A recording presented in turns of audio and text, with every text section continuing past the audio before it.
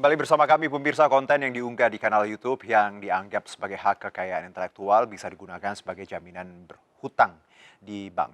Keputusan ini resmi ditegaskan oleh Menteri Hukum dan HAM Yasona Lauli. Ya, baru ini Presiden Joko Widodo izinkan produk kekayaan intelektual seperti film dan lagu sebagai jaminan utang ke bank maupun non-bank.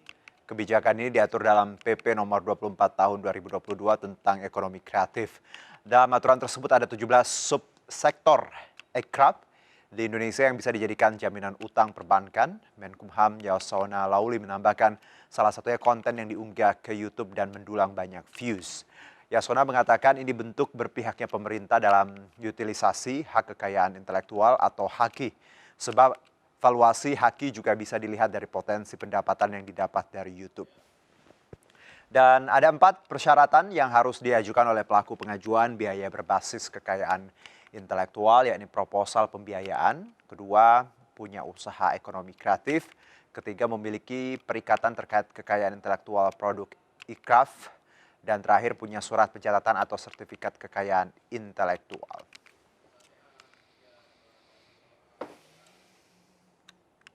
Sertifikat kekayaan intelektual atau merek kah? Atau hak cipta kah? Hak cipta lagu kah? Kalau sudah lagu kita ciptakan masuk ke YouTube, kalau sudah dia jutaan viewers, itu sertifikatnya itu sudah punya nilai jual. Kalau kita tiba-tiba membutuhkan uang, kita bisa gadaikan di bank. Itu bentuk perlindungan, bentuk keberpihakan pemerintah untuk melindungi dan mengutilisasi hak kekayaan intelektual kita. Ya, Anda punya konten di YouTube dan ditonton jutaan viewers, saat ini dianggap memiliki nilai kekayaan intelektual dan bisa digunakan sebagai jaminan membayar hutang. Tapi apa persyaratannya dan tidak banyak yang mengerti terkait dengan potensi aturan ini ke depannya. Salah satunya bentuk apresiasi terhadap cipta karya konten kreator Indonesia. Dan kita akan membahas lebih dalam bersama pengamat sosial dan juga jubir nasional Partai Perindo, ada Ike Suharjo. Selamat sore Mbak Ike, apa kabar? Selamat sore Juno, kabar sehat. Sehat ya, terima kasih sebelumnya Mbak Ike sudah mau bergabung bersama kami di MNC News Now. Ini kita bahas sesuatu yang cukup hangat, baru sekali ya. Tentunya ini kita masih mempelajari semuanya, masih let's say meraba seperti itu. Kalau dari Mbak Ike sendiri, tanggapannya mengenai aturan ini seperti apa? Nah, kalau kita melihat ya bagaimana cara perilaku model komunikasi masyarakat saat ini, bagaimana masyarakat bekerja. Nah, ini memang sudah berubah zamannya Juno, sudah memasuki era digital. Nah, kalau kita telaah dari peraturan pemerintah nomor 24 tahun 2022 tentang ekonomi kreatif ini sebagai salah satu bentuk sebenarnya apresiasi dan dukungan penuh pemerintah terhadap pengembangan dan kemajuan ekonomi kreatif serta kesejahteraan dari para pelaku ekonomi ini. Karena begini, pemerintah ini berharap di masa depan industri kreatif ini bisa menjadi salah satu tulang punggung perekonomian nasional kita. Oke, kalau kita bicara juga persyaratannya, ini salah satu ada 4 ya. Salah satunya konten kreatif yang memiliki nilai ekonomi kreatif. Pendapat Anda, konten seperti apa yang memiliki nilai ekonomi kreatif? Ya. Nah, oke, berbicara tentang persyaratan, sebenarnya ini juga salah satu seleksi Juno. Baik. Bahwa tidak semua konten itu bisa mempunyai jaminan di bank gitu. Bagaimana agar bisa mendapatkan jaminan di bank? Tentunya para konten kreator atau pelaku ekonomi kreatif ini sendiri harus mempunyai atau mendaftarkan hak ciptanya terlebih dahulu. Nah, setelah hak cipta itu sudah ada, barulah mereka ini bisa memperoleh sertifikat hak kekayaan intelektual. Nah, sesuai dengan pasal 9 ya, berbasis tentang kekayaan ekonomi dan kekayaan intelektual itu sendiri kan sudah diatur. Jadi untuk mendapatkan hak cipta ini dan sertifikat ini sudah ada aturan-aturan yang harus dipatuhi. Oke, jadi memang tidak sembarangan ya. Walaupun ini istilahnya gerbangnya sudah dibuka, tapi ada syaratnya yang harus dipatuhi tadi. Ada hak cipta, lalu mengurus tadi, akhirnya mendapatkan sertifikat, baru bisa diajukan misalnya untuk pinjaman tadi ya, Mbak Ike ya. Jadi ini sebenarnya seleksi agar tidak semua juga konten. Karena kita tahu konten kan di YouTube ya ada yang baik, ada yang kurang baik tentunya. Yes, Ah, betul. Nah, kalau bicara mengenai konten ya, yang dinilai kadang tidak mendidik, tapi punya jutaan viewers nih. Baik, gimana menurut Anda? Mhm. Apakah ini juga sebenarnya harus diseleksi lagi? Ya, Aha, tentu saja. Makanya dari di peraturan dari untuk memperoleh sertifikat hak kekayaan intelektual itu tidak hanya baik. yang hanya mempunyai viewers jutaan saja. Hmm, Dari sini hmm. pemerintah juga harus memasukkan kira-kira konten mana nih yang bernilai positif dan memberikan dampak yang positif kepada masyarakat.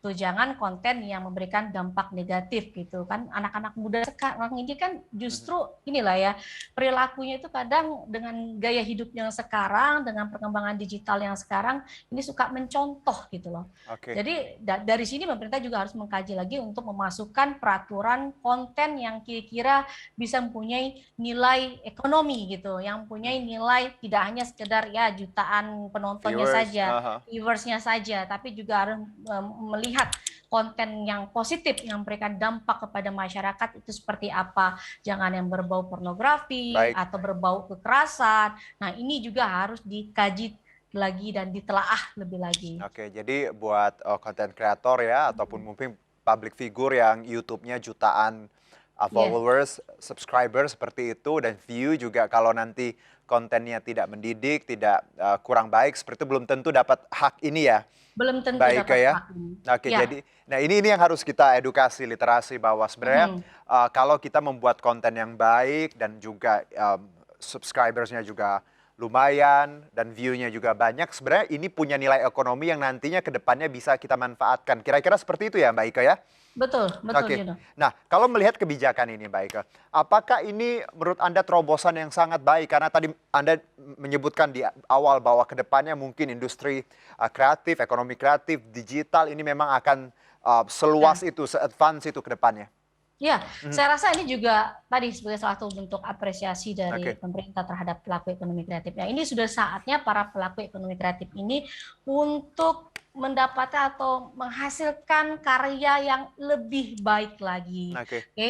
Nah, pelaku ekonomi kreatif ini bisa menciptakan lapangan pekerjaan baru Hmm. lagi gitu Mhm, kan mhm. dan memperoleh kesejahteraan dari industri kreatif ini. Oke. Tapi juga di sisi kekayaan intelektual kan sudah ada hak cipta, Mhm. sudah ada sertifikat hak kekayaan intelektual Oke. yang mempunyai nilai ekonomi gitu kan, Mhm, atau jaminan di bank gitu kan. mhm. Nah ini juga bisa menjadi dengan ada aturan ini hati-hati buat bagi para yang ingin menjiplak gitu Mhm. kan, Oke. atau mencuri Mhm. karya orang lain. Nah ini ada aturan pidananya loh. Oke. Sudah ada hak cipta yang sudah didaftarkan. Baik. Begitu. Ya, No. jadi memang ada proses tadi untuk teman-teman konten kreator harus lebih dalami lagi ya peraturan baru ini agar nantinya punya hak cipta, punya sertifikat dan bisa dimanfaatkan ya, Mbak Ika ya.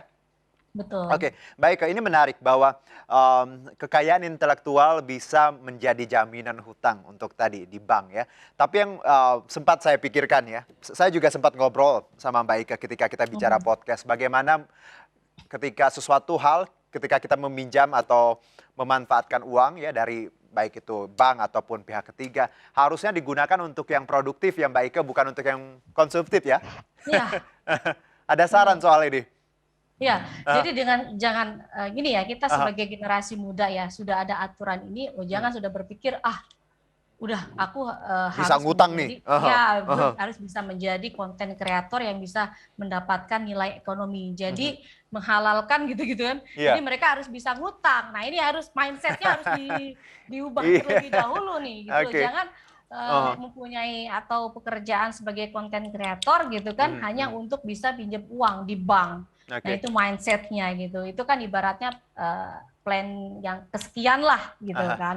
Cuma baik. ya harus berpikir ya saya menjadi konten kreator gitu kan agar saya lebih produktif, bisa mendapatkan kesejahteraan, bisa membuka lapangan pekerjaan bagi orang lain. Mhm, Karena mhm. kan kalau kita lihat untuk bisa mendapatkan sertifikat hak kekayaan intelektual ini sendiri kan harus Oke. berbadan hukum ya. Nah, Ya, berbadan hukum nah dari situ kita bisa membuka lapangan pekerjaan betul. bagi orang lain atau bagi Oke. masyarakat. Karena kan Begitu. kalau mindsetnya kalau kita baca tadi bisa jadi Hmm. jaminan utang di bank.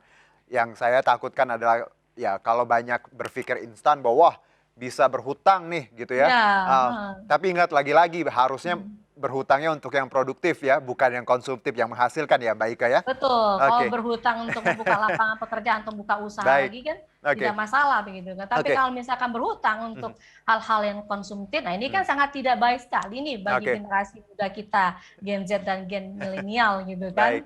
Baik, Mbak Ika, Ya, kalau kita bicara mengenai peraturan ini dan kaitannya dengan frame-nya yang mungkin yang lebih besar, bagaimana kita melihat bahwa konten-konten di media sosial arahnya ke hal-hal yang positif. Apakah peraturan ini nantinya dapat menata ya media sosial yang kadang orang sembarangan bikin konten for the sake of viral, akhirnya konten-konten yang buruk dibikin dan tadi memanfaatkan viewers.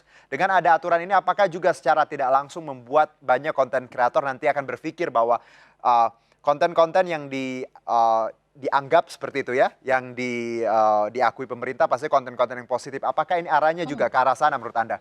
ya, Aha. bisa. Jadi seiring dengan berjalan dengan waktu ya, Mhm. jadi para pelaku ekonomi kreatif, anak-anak muda akan berlomba-lomba untuk menghasilkan konten-konten yang bernilai positif. Baik. Nah, apalagi jika ada skema untuk menerbitkan sertifikat hak Hmm. kekayaan intelektual sebagai jaminan ekonomi itu Ya, harus bisa ada peraturan yang bisa menelaah ternyata untuk konten seperti ini tidak bisa diterima tentunya. gitu. Oke. Hanya konten-konten positif saja Baik, gitu. jadi memang secara tidak langsung ya nanti konten kreator akan memahami bahwa akses yang Hmm. diberikan pemerintah ini tentunya juga berkaitan dengan bagaimana isi konten itu sendiri agar yang bermanfaat ya, Mbak Ika ya. Tetap kembali lagi Ah, sosialisasi dan oke. edukasi yang secara masif yang Mhm. harus dilakukan oleh pemerintah terhadap para pelaku ekonomi kreatif ini sendiri dan generasi kita ya, maksudnya generasi Ya, milenial dan generasi Z saat ini yang oke. memang notabene menjadikan Ya, konten kreator ini sebagai salah satu pekerjaan mereka. betul sekali. Karena kita lihat kalau bicara inovasi ya dari teman-teman millennials, zillennials semuanya luar biasa di YouTube, Luar di biasa sosial sekali, betul. media, konten-kontennya juga menarik dan ini kaitannya bagaimana nantinya ke depannya agar anak muda bisa produktif ya. Kak Ika tentunya dengan hal-hal yang positif seperti itu. Yang positif. Baik, Mbak Ika terakhir apa mungkin closing statement saja terkait yang kita bahas ini. Apa yang ada tambahan mungkin sedikit? Aha. Ya, saya rasa begini, Mhm, saya mungkin generasi milenial ya, mhm, mewakili generasi anak-anak muda sekarang mhm, dengan adanya aturan ini, eh, kita kembali lagi manfaatkanlah aturan-aturan yang sudah ada gitu dengan satu hal-hal yang positif, semakin berkarya, semakin apa ya dalam menghasilkan suatu konten yang bisa memberikan kesejahteraan atau membuka lapangan pekerjaan dan dengan aturan ini juga harus bisa lebih menelaah lagi mana mhm, konten yang lebih produktif, mana mhm. konten yang bisa membawa dampak positif bagi masyarakat. Jadi ibaratnya gini, kesejahteraan kita dapat, Baik. tapi ibadah kita Aha. dapat dengan berikan informatif yang Ya, positif kepada masyarakat, iya. begitu Juno. Sesuai tagline kita yang sering kita gaungkan ya, bahwa harus produktif, solutif, bersih, berintegritas. Betul, produktif, solutif, dan Baik, berintegritas gitu. baik, Yang kita harapkan generasi muda kita akan seperti itu ya. exactly. Baik, Kak, terima kasih atas waktu dan insight-nya. Kita ketemu lagi di lain kesempatan. Sehat-sehat untuk baik, Kak. Terima Baik, kasih. terima kasih Juno. Baik, kita jeda terlebih dahulu tetap di MNC News Now.